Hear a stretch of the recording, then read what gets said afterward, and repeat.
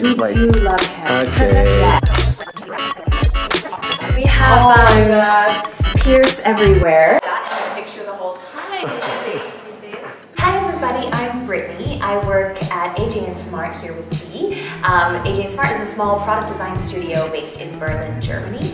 And what I specifically do for AJ&Smart is everything to do with our external facing brand stuff. So anything that maybe you've seen online is usually somehow part of what I don't know, Had your hand cooked up. Yeah, exactly. Yeah. Who are you, Dee? Ooh, thanks, Brittni. I'm Dee. I'm a product designer and trainer at AJ&Smart. So I run design sprints with our clients, and I also travel a lot going around the world, I guess, to teach the design sprint to big groups of people, like companies who want to train up lots of people to use design sprints and people who want to learn more about design sprints. So that's a good one. We do that together a lot. Yeah, I also yeah. do that. Yeah. Yeah. I would say actually there's almost no such thing. Yeah. There's a few common days. There's what does the start of a design sprint, like Monday of a design sprint look like? Mm-hmm. What does going off and doing a design sprint training look like? Mm-hmm. Then there's preparing and wrapping things up. Yeah. I would say the one consistent thing that every day at AJ&Smart usually starts with is a really good coffee. Yeah. So we usually all come in the morning. We kind of have the general timing of we start work around 9:30. Actually, it should be a solid 9:30, but it's usually around 9:30. We have a coffee, we catch up quickly, and then we're usually always, whether we're running a training or a design sprint, we're running it's a client engagement, so we're client facing all of the time. So that's important to note that we're usually have to be really 150% on. Switched on. Yeah. Active. Can be intense. So if you were, for example, a client coming to do a design sprint with us, the day would kind of go first of all, you'd get some emails and videos preparing you for what's the fun and excitement that's about to come. Then you'd walk in the door, be immediately given, optionally, a pair of AJ&Smart slippers so that you get in the, oh cool, this is going to be relaxed and I'm feeling like I'm at home in this space. Yeah. Then offered a coffee from our espresso machine. It's really good quality coffee. Mm-hmm. Then chatting a little bit, then going into a workshop, then having a really nice lunch that's we have caterers and chefs come in and cook. Yeah. Then more workshops, then maybe beer and a glass of wine at the end of the day. That's like a typical first day. Yeah.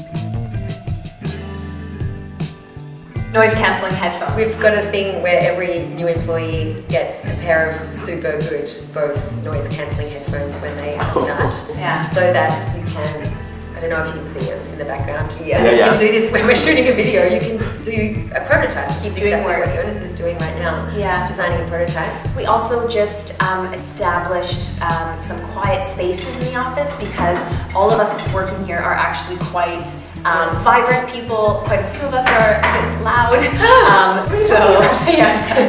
So we actually have established rooms where it's for quiet work only. I think that helps a lot. Yeah. There was something else I just thought of saying. I don't know if you noticed already, this is really one of our main workspaces. We don't have desks, no one has a desk. Actually, it's not true, one person kind of prefers to work at a standing desk. But we don't have desks, we have lounges and small tables and big tables and quiet rooms. Yeah. And people just find the space that they want, and you sit wherever you feel like sitting that day or wherever you need to sit. Our big thing is to help companies get started with products, basically. Yeah. That people who are stuck or don't know how to quickly get started, figuring out what direction to go in with their product service thing, is just come here and you will be started after a few weeks with us. Yeah, I think that the big thing is we help our clients get started and therefore launch their products, services, whatever it is, faster than they could have without us. That's kind of our big goal. And more successfully too, instead of spending 6 months working on something that you're not sure if it's going to work, you come here and you know that it's going to succeed, and then you can do the rest of the work, but you're already at a great starting point knowing that it's going to work. Yeah.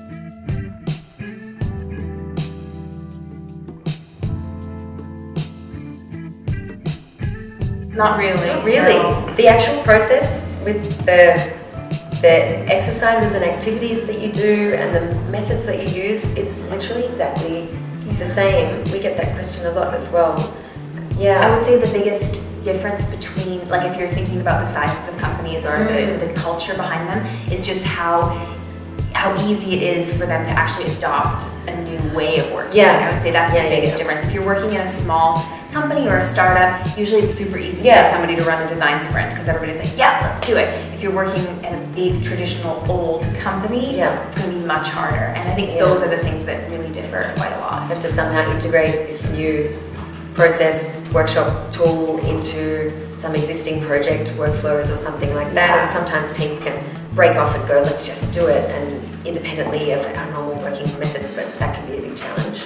Something else I thought of as well is that the design sprint is made to focus on fewer things at a time, so you get more done. So whether it's a big product, a big company with a big problem, or a small startup, the point of it is to break it down and say, let's start here. So the problem itself is broken into a smaller piece, which is why the process can work for both.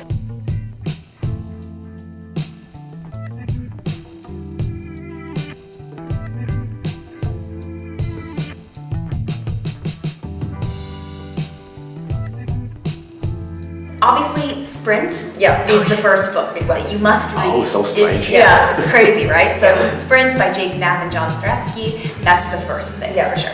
The second, Radical Candor by Tim Scott. And that one is like a how to work. I mean, it's actually written for managers, but it's also really helpful if you work under a manager. It's just about working better with people by actually giving radical feedback. Radically candid feedback. Thanks. I knew them. Yeah, we did. No, that's okay. I was looking forward to the test. So that Radical Candor is more about kind of management, how you work, and especially in a fast changing, like flexible, agile workplace. It's if everyone has the responsibility to communicate well with each other and work well with each other, it's the way a dynamic kind of business can work really well. Hacking growth. That is actually about building teams and building teams to make small experiments to really validate ideas and check. We could scale our product or grow our audience, grow our market this way. Let's do a series of experiments to see if this is actually going to work, if this is going to gain more users or encourage more users to buy more stuff. The small experiments instead of big investments that you're not sure if they're going to work or not. So that's super design sprinty principle. For sure. What's cool about that one is it kind of takes the design sprint principles and you can actually use them in your daily work and sort of you can design the way that you work around like growth hacking experiments, which is cool. There's also Lean Startup. This is the newest edition. Lean Startup, which is I think it must be. Did we figure it out like 10 years ago or something like that? This book was written. So in terms of product design, UXy things, it's like way really at the very beginning of these kind of things, and it's much more focused around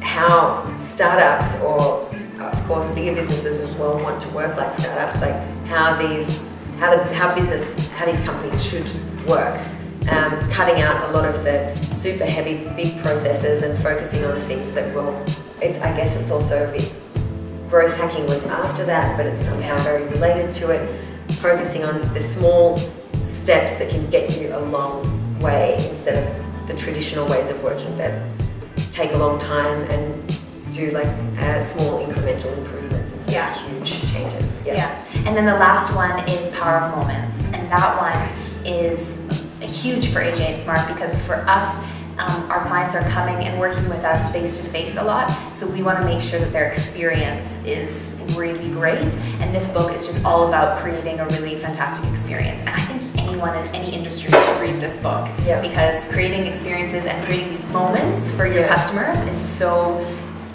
it increases loyalty, it increases word of mouth, advertising, all these kinds of things.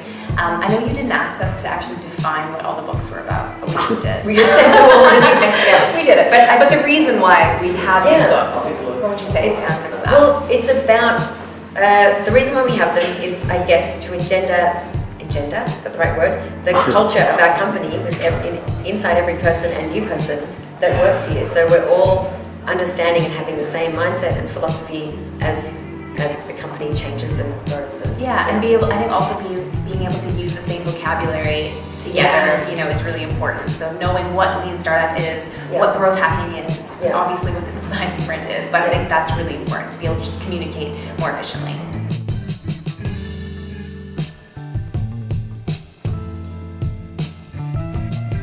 The super obvious first one is not having a decider, or the decider not being fully committed. Yeah. There's a role in the design sprint which is a decider role, and as you go through things and come up with ideas and figure out what things you'll try first, there's one decider who kind of makes the final call or tie breaks situations, and it's really important because the biggest problem is if you do a design sprint and everyone's like, look at all the great ideas and we're going to start here, and look boss, what we did, and whoever that is can say, if that person can say, oh, cool workshop you did there, but I don't want to do that, we're not going to do it, then you've wasted your time. So that person who has that power needs to take the decider role in the sprint and be committed to doing that, or that can be a huge mistake. Yeah, I would say the other biggest thing is when people go through design, like they're like, we did a design sprint, and we're like, oh great, like can we see the prototype and see the results from the user? And they're like, oh we didn't actually build a prototype or test it. We just like got the idea. Yeah, we got the ideas out. Now. Because the problem is in a design sprint, it's so exciting once you get all these ideas and then you've chosen an idea and everybody's like, we're done. Yeah. There's this feeling of success, but that's actually not the point of the design sprint. Yeah. The point is actually the user feedback. Yeah. So not running a test, at the end of your design sprint is, I think, one of the biggest mistakes. You won't get the validation, which is the main point. Yeah. To go, yes, it's worth working on this idea because it has a very high chance of success because we tested it. Yeah. No. Yeah. And then a follow-up one from that is, I just lost it for a second. Follow-up one from that is very similar. People who do the design sprint and then think, okay, but to make the prototype, we need to get some developers and get a team and make a really proper coded prototype, and maybe that'll take 3 weeks, 2 months, maybe a bit longer. And then with testing, we want to test with more than 5 people. In a design sprint, you only validate with tests with 5 people, which sounds small, but it really works. And people say, oh no, we're going to do a bigger scale test. Maybe we'll do 3 different rounds of testing with 50 people each time, just to make sure we get enough feedback. Yeah. And it sounds reasonable, but if your design sprint starts going from 1 week to 2 months, 3 months, it's not a design sprint, and you're going back to the longer ways of working where you're spending time and energy and money on something before you've really got the validation that it's worth spending time on. So that's another big slip up that we see all the time. People doing this, and it's like, missing the point a little bit. Yeah.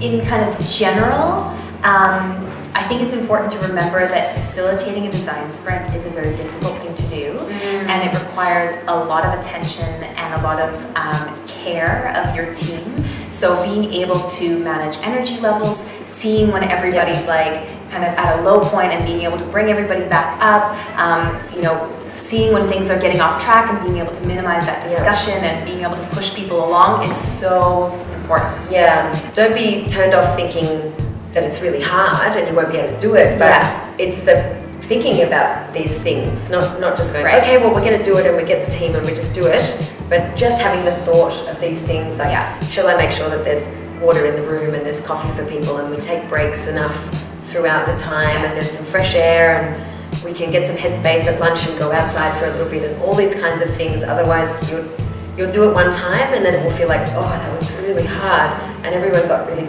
burnt out. But you can just take a little bit of care with thinking about those kind of things beforehand. Yeah.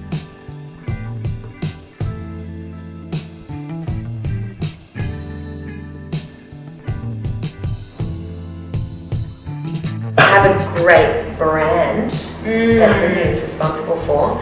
This was one of the first things when I was looking at joining the company.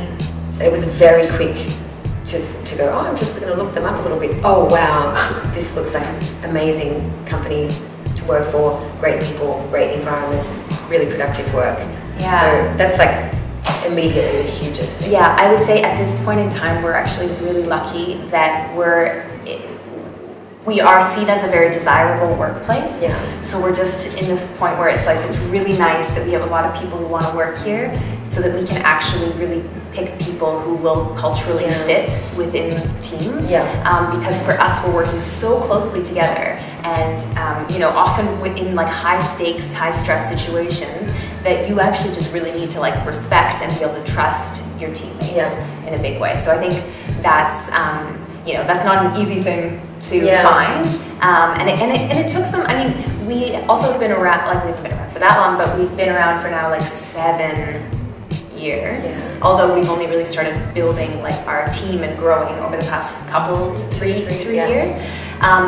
But you know, we were able to, like, we went through some dips and some like, you know, high times, and then it was like, oh, this is really a struggle because we brought a lot of new people in, and there's always going to be hard times. But I think that if you get good people who like what they do, who have a passion for what it is we do, and who are like respectful. That's the big thing. That's a definite must-have here. The passion. If it's just someone who's looking for a job because they just want to be paid. Then which is fair. It's very clear, and that's definitely not. And because we're small, which not every company wants to or should be, but we're intentionally not scaling so much. It means that you can really also pick those people, and you don't have to, oh, quick, we need to hire 10 new designers. And then you really are a bit limited, and you have to hire what's there. We hire very slowly, so we're very careful about hiring. And I mean, another thing about it, maybe I don't want to say that. Well, maybe I will. Another thing about having such a small team is that, like, everybody has to work really hard and at their kind of like best level. Like, because we're not that many people, but we're working with really big clients, and we're doing a lot of big work. So it's interesting. Well, we have the Love channel. That's good. We use Slack. Everyone uses Slack to just communicate inside the company, and we have a specific channel dedicated to love. It's called the Love channel, but it's about celebrating and sharing when we get really great feedback, if something's gone really well, or we've done something really inspiring, like been somewhere inspiring, like, oh my gosh, we can't believe we just did this thing with that huge company that we've been wanting to work with for ages, and they loved us and it went really well. And just posting pictures or little feedback things shares inside the whole company how excited and passionate and the cool things that we kind of get to do, and gets everyone really more and more excited about all the stuff that we're doing. Because that stuff stays hidden sometimes. You go away to a different city to do something, and you come back and people say, how was it? And you're like, yeah, really good. And you don't really get the stories, so the stories are really great. That's a good point. I think another couple things that we do to stay like inspired within like our craft would be like we have another channel called Interesting Links, which is a place where we can share interesting things that are going on, you know, in tech, in product, or things that we found. I think those kinds of things are really powerful. We have an internal book club where we read books and then share like the knowledge that we're learning. So we do try to always kind of inspire each other as well. And it does help to have some little methods, can't find the right word, but like some real little processes or methods for doing that. Because if you don't really have something like, oh, where should I post this? Where should I share this? Oh, there's a channel, I'll put it in there where everyone will see. Then it just doesn't happen so much. Like, you'll still hear a few stories and share a few things with a few colleagues, but having a real system, that's the word I was looking for. Having a system for doing that really helps everyone then go, oh, it's easy, I'm going to share. I mean, we talk about this question a lot, about whether or not the design sprint is a trend, if it's hanging out for a long time, if we think that it will be here 10 years from now. And I think always my answer to this is that the design sprint is definitely like very hot right now.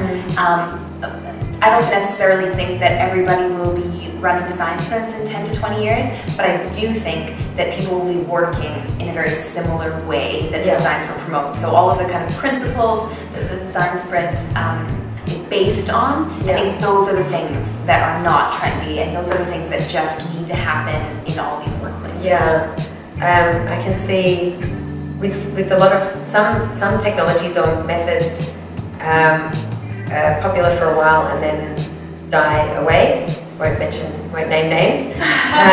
And other things start somewhere and then they just evolve into something else. Like it's a bit of a different thing, but it used to be that developers had to make websites and things like that. And then it's not like the website died, of course, the internet is still here, but it went from being a super complex, difficult task that you need real training to do, to something that you can now click a button and choose a few options and you have a website. And it's gone through these kind of transformational stages to get to a place where anyone can do it really easily. So I think this idea of collaborating on solving problems together and validating and coming up with good ideas and launching them is something that's of course been around for a long time, but the technology to do it has evolved and evolved and evolved, and the design sprint has been a big chunk of that stage where it's like suddenly it's getting much easier. There's a clear process that I can plug in, just like kind of clicking a button to make a website that now anyone can get started with really quickly, and then maybe it'll just keep evolving and get easier and easier with new actual digital tools and other things like that.